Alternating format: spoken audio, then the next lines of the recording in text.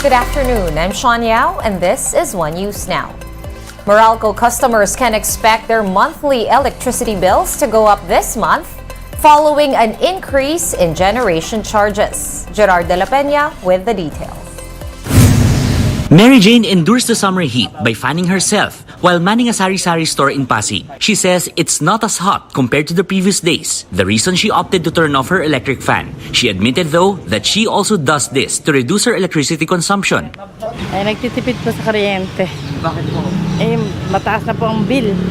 But it looks like this is how Mary Jane will be in the coming weeks. As Meralco announced a power rate hike for May, the power distributor said there will be an increase of almost 18 centavo per kilowatt hour to its rate. This translates to a 35 peso increase in bills of households consuming 200 kilowatt hours per month. Meralco said the high demand and low supply pushed the generation charges up, which ultimately prompted the wholesale electricity spot market, or WESM, the source of about 18% of Meralco supply, to increase its charges. Meanwhile, electricity coming from power supply agreements, which contributes to about half of Meralco's total supply, became much more expensive due to the weakening of the peso against the dollar. These increases were tempered by the reduction of charges from independent power producers, which contribute 35% to Meralco supply. This is after First Gas, Santa Rita, and San Lorenzo went back online after their scheduled maintenance activities. Meralco also said electricity is normally much more expensive from March to June, and that this year's power demand is higher compared to last year's.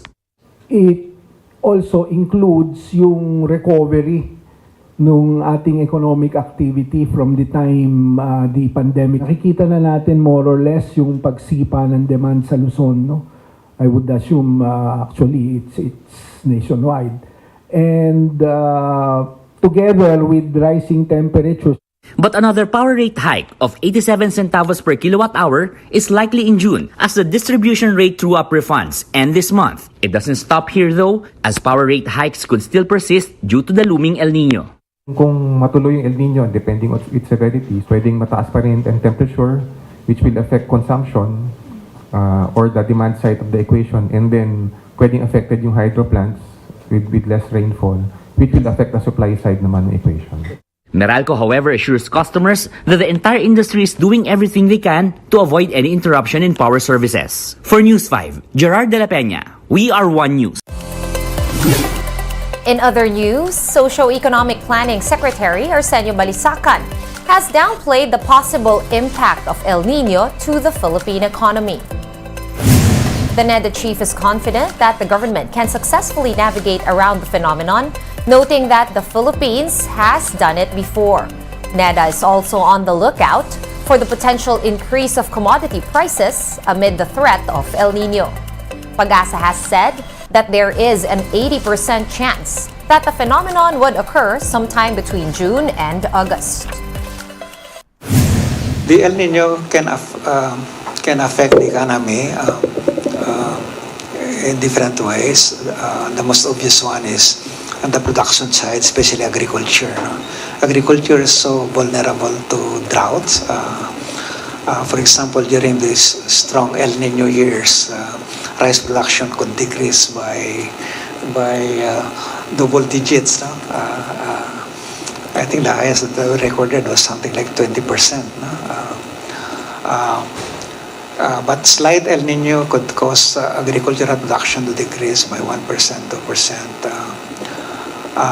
But I think I might want to call it blessing in disguise, but the good thing about our economy now is that agriculture is only now 10% roughly, no, of our national income, of our GDP. No? So in that sense, a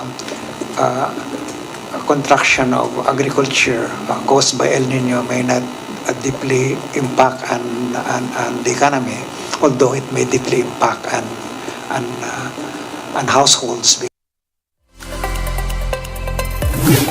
We're gonna pause for a quick break, but One News Now will be back with more stories after that.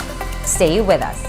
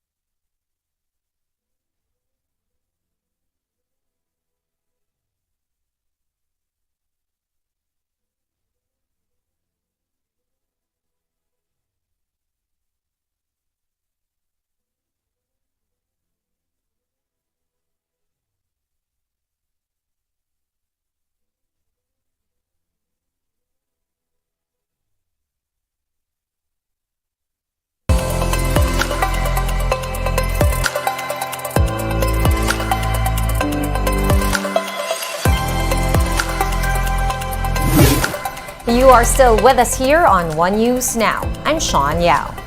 Vice President Sara Duterte says that education is necessary in the fight against insurgency.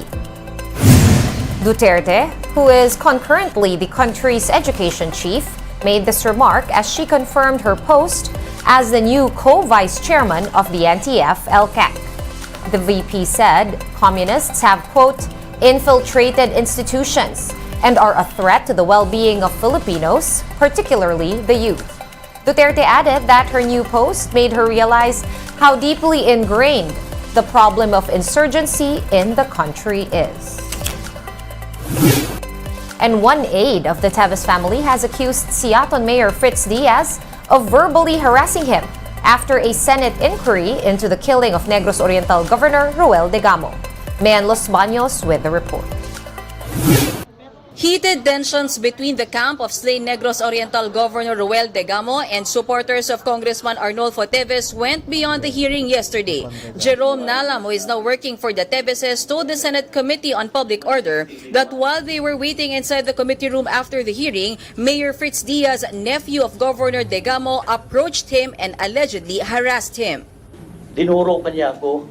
Sabi niya, kung sa Bisaya pa, nilampos mo pagpatay ni Degamo, pero wag mo nilampos pagpatay na ako. Grabe ni nga harassment para nako, Your Honor. Kasi in-invite nyo ako dito na safety ako kasi nandito sa loob ng Senate. Pero, for the record, there was no physical contact. Malapit na yung kasi akala ko talagang magka-class na kasi marami na yung mga sumabay na sa grupo nila eh. Mayor Diaz admitted that he approached Nalam but denied any harassment. I approached him, nag-abot kami doon, nakita ko siya, parang lumuhod ako, sinabi ko sa kanya, napatay niyo si Gog pero hindi niyo talaga ako napatay. Tapos may yung isang tao yung kilala na lumapit, siya yung sumigaw. Sabi ko, huwag kang makialam dito. Sabi ko, nagpakilala siya. Sabi ko, barker ka ng mga Teves. Nalam has since asked Committee Chairman Senator Bato de la Rosa for security detail until they're able to return home in Negros Oriental. De la Rosa then asked the Negros Oriental Police to keep an eye on both the supporters of Degamo and Teves. Meanwhile, De la Rosa was irked by one resource person who seemed to have called him out. This was after the senator said that the people present during the hearing can only be categorized into Degamo and Teves supporters.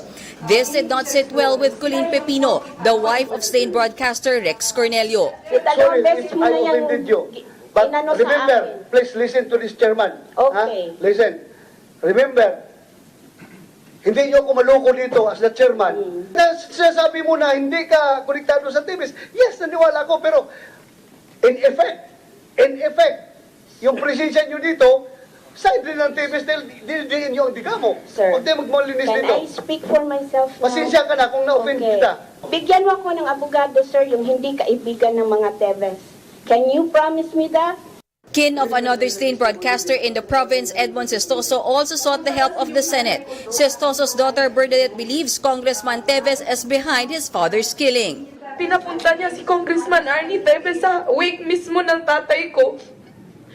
Tapos galit na galit ako noon kasi sabi ng nanay may binigay daw na pera. Sabi ko, ibalik mo yung pera, ibibigyan lang tayo ng pera kapalit ng buhay ng tatay ko. Hindi ako papayag. Sigurado ka ba talaga na si Arnie Teves ang papatay ng tatay mo? Yung tatay ko po kasi yung vocal po about sa issue ng STL po.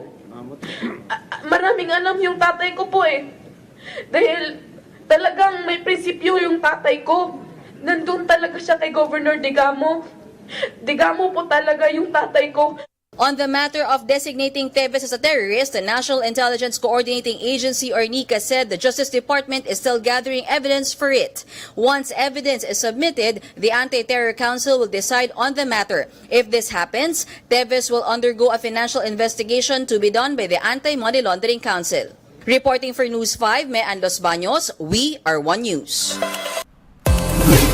Iconic children's show Sesame Street debuted its first Filipino Muppet, TJ. TJ was created by Filipino-American animation director Bobby Pontillas. The Muppet was introduced in a recent episode where TJ was speaking to actor Kal Penn, Grover, and Korean-American Muppet Ji Young. Meanwhile, Pontilius shared that TJ was based off of his lifelong friends' sons, Max and Mateo. Master puppeteer Louis Mitchell collaborated with Pontilius to bring the first Pinoy Muppet to life. One News Now will be back with the latest stories at 6:30 p.m. I'm Sean Yao. We are One News.